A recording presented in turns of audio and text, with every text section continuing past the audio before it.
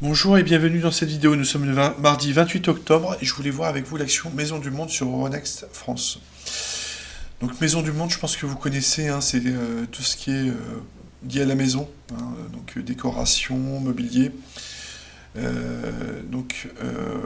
un genre d'IKEA, si on pourrait comparer. Je pense, hein, je suis jamais allé à la Maison du Monde. Une société de 6000 personnes environ. Et c'est là où on voit qu'au niveau de notation zone bourse, c'est très faible, hein. Une demi-étoile, je crois que j'ai pas revu encore. Et des fondamentaux plus que faibles. Côté analyste, donc 6 avis à conserver. Et en tout cas, ce que je vais vous proposer là, c'est plutôt du trading que de l'investissement, hein, bien évidemment. Donc, mais je trouvais l'action intéressante et donc c'est pour ça que, enfin la configuration intéressante, c'est pour ça que je voulais vous la partager. Donc, si on commence en hebdo, donc on a eu un ATH quand même à quasiment 40 euros. Et après une baisse, un rebond ici. Et une stabilisation récente. Donc, depuis avril 2025, on va dire.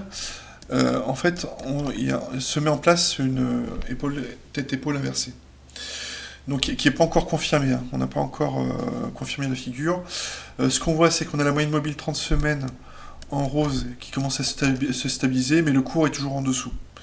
Donc même là, il faudrait éviter d'y aller. RSI hebdo encore en dessous des 50, donc négatif. Donc il n'y a pas encore de confirmation, donc c'est à surveiller si vous êtes intéressé par l'action et sa configuration. Si on zoome en daily, on va voir plus facilement l'épaule, tête-épaule inversée. Donc ici, vous avez la première épaule, la tête et la deuxième épaule en formation. Donc là, on n'a pas clôturé au-dessus de la ligne de coup que j'ai placée ici. Hein, donc au niveau des deux bases, j'ai ignoré les mèches ici. Donc on n'a pas eu de clôture au-dessus de cette ligne de coup, donc la figure n'est pas confirmée. Et la deuxième épaule est toujours en formation si la figure se confirme. Donc j'ai placé la ligne de coup environ à 2-3. Donc en termes d'objectif, donc j'ai pris la hauteur de la tête par rapport à la ligne de coup que j'ai reportée, et ça donnerait un objectif à 2,94 euros. En termes de pourcentage, je me suis arrêté avant de cette résistance que j'ai mise en rouge. Pourquoi? Parce qu'en fait on voit que ce niveau-là, autour des 2,8, 2,60, a été très travaillé. On le voit ici, là. Donc là, ça s'est stoppé ici. Donc en mars 2025. Ça a été retravaillé ici en mai 2025. Et puis ici en juillet 2025. Donc il a été travaillé à plusieurs reprises récemment. Donc il me paraîtrait, même si l'objectif est au-dessus qui est au-dessus de cette résistance, il me paraîtrait plus logique de